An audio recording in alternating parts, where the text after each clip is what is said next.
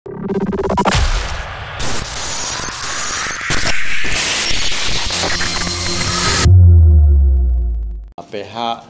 sel komunis di Malaysia, khasnya di Semenanjung. Dari 30 soalan yang dikemukakan itu, sebahagian besar saya jawab, dan saya dapati bahawa apabila saya buat dedahan ini, saya tak menduga bahawa saya pula menjadi sasaran. Sebenarnya, sepatutnya ditumpu kepada pihak-pihak yang lebih afdal dan lebih relevan dalam kes ini.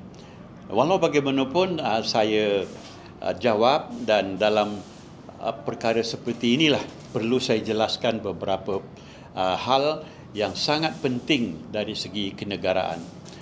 Saya ucap terima kasih kepada PDRM, termasuk PDRM Dang Wangi dan PDRM Bukit Aman yang mengambil berat nampaknya kes ini dan menyusul dengan profesionalisme yang saya anggap sangat bernilai dan boleh membantu siasatan-siasatan berikutnya.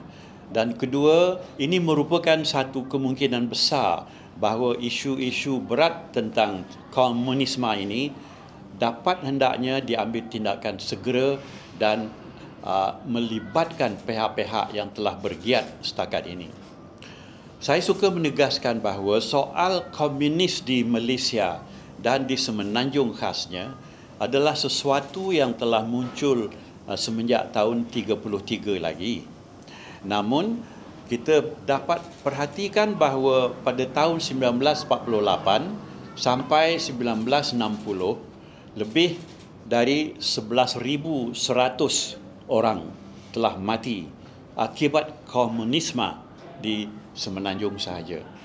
Jadi dengan adanya data seperti ini, kita dapati 500 orang askar telah meninggal dunia. Dan lain daripada itu, kita dapati bahawa 8,000 orang cedera. Apakah isu ini tidak penting?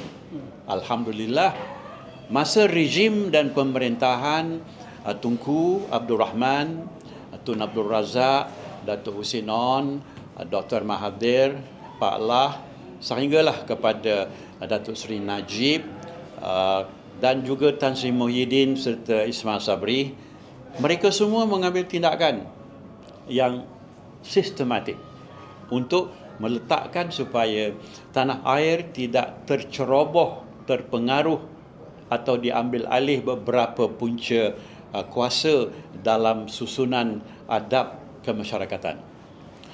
Jadi dengan ada data seperti ini, soal yang paling penting sekarang ialah apakah komunisme itu masih merupakan badan haram di Semenanjung, ataupun isu ini sudah menjadi akademik. Ini penting dijawab oleh kerajaan. Bagi saya, warta pada tahun 1948 masih relevan. Bermakna komunisme adalah musuh negara. Jadi apa-apa sel yang ada di Semenanjung atau di Sabah Sarawak perlu disisip dengan siasatan yang teliti demi negara kita, demi keselamatan tanah air. Ini saya tak nampak dilakukan akhir-akhir ini, seolah-olah membiarkan saja bibit-bibit dan kegiatan atau bunga-bunga sel komunisme muncul di Pulau Pinang, di Taiping, di Johor Bahru, di Kuantan, di Melaka dan beberapa tempat. Sebagai warga lama dan berpengalaman dalam hal-hal keselamatan dalam negeri dan undang-undang, saya tidak boleh rasanya berdiam diri dan mengemukakan hal ini sebagai sesuatu yang perlu kita ambil tindakan. Justru laporan polis yang dibuat oleh pelbagai pihak itu, termasuk saya, harap dapat disusul dengan cepat. Namun satu perkara timbul, harus peguam negara mencari jalan dan menentukan warta manakah yang masih berkuat kuasa mengatakan komunisme ini adalah sesuatu yang telah diharamkan. Adakah ia relevan semasa ISA 1960 atau di bawah SOSMA atau di mana undang-undang yang berkaitan. Dalam penyelidikan saya, pengharaman itu tidak jelas pada hari ini. Setelah siasatan saya buat dan research saya lakukan, tidak tampak, dan ini mesti dijawab oleh Kementerian Dalam Negeri. Jika komunisme masih berupa sesuatu yang harus diharamkan, maka hendaklah jelas pendirian kerajaan di situ dan nyatakan sumbernya, aktanya, wartanya, tarikhnya dan rujukannya. Jika tidak, kenapa tidak? Sebab ini adalah kenegaraan dan isu keselamatan dalam negeri. Jadi dengan itu, saya sekali lagi mengucapkan terima kasih kepada semua yang melibatkan diri, dan saya harap isu ini muncul sebagai satu perjuangan yang tiada hentinya. Dalam pada itu, orang yang mengepalai persatuan promosi satu Cina ini tidak boleh lepas hendaknya daripada penelitian dan kajian. Pertama, dari soal sama ada persatuan ini telah mempengaruhi cara berfikir dan bermasyarakat di kalangan masyarakat tertentu, atau kegiatan-kegiatan yang dikepalai oleh beberapa orang yang ternama itu mengemukakan apakah pandangan mereka berhubung dengan kedudukan persatuan itu, sama ada ia didaftarkan atau tidak. Jika ia didaftarkan, soalannya ialah apakah satu Cina atau menyatukan Cina itu tidak dipersoalkan jika didaftar.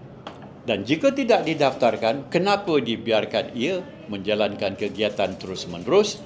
Oleh kerana saya difahamkan seorang Tan Sri yang tinggi mercu kedudukannya mengepalai persatuan ini, dan ia sangat giat dan sangat aktif dalam soal-soal membenihkan komunisme dan juga sosialisme ala yang dilakukan oleh tanah besar Cina. Cuma kehairanan tu ialah sepatutnya di tahap ini siasatan tu dah ke bawah, tak balik kepada saya.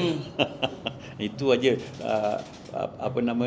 teka dan teki. Satu lagi ialah generasi sekarang mereka tak geli lagi dengan komunis.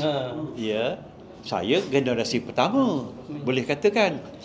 Yang kedua dan sekarang dah yang ketiga. Jadi bagi mereka komunisme tak ada isu sangat. Lantaran saya bangkitkan balik, isu ni besar, bukan kecil. Dan jika komunis dibiarkan merata di Semenanjung ni atau di Sabah Sarawak, demokrasi kita hancur. Ini boleh kita rakam terus mengatakan raja-raja Melayu, kesultanan yang ada di Malaysia boleh dikatakan ditandakan masanya untuk sampai ke tahap yang makin lama makin kecil dan tidak bermakna. Ya.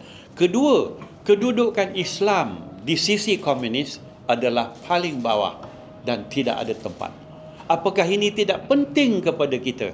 Dan kenapa kita tidak bangun untuk menentang secara jelas? Kita katakan, haramkan komunis terus-menerus. Wujudkan gazetnya, wujudkan aktanya, ataupun wujudkan resolusi parlimennya. Sebab sekarang sudah timbul.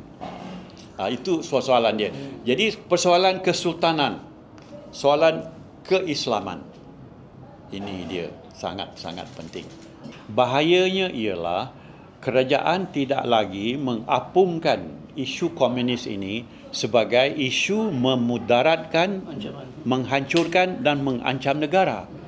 Seharusnya kerajaan muncul dengan fakta-faktanya, lantaran Polis Diraja Malaysia dan Kementerian Dalam Negeri, Jabatan Penerangan mempunyai cukup bahan sejarah dan juga kedahsyatannya dalam tempoh-tempoh yang lalu. Kenapa tidak digunakan ini untuk memberi didikan kepada generasi baru kita?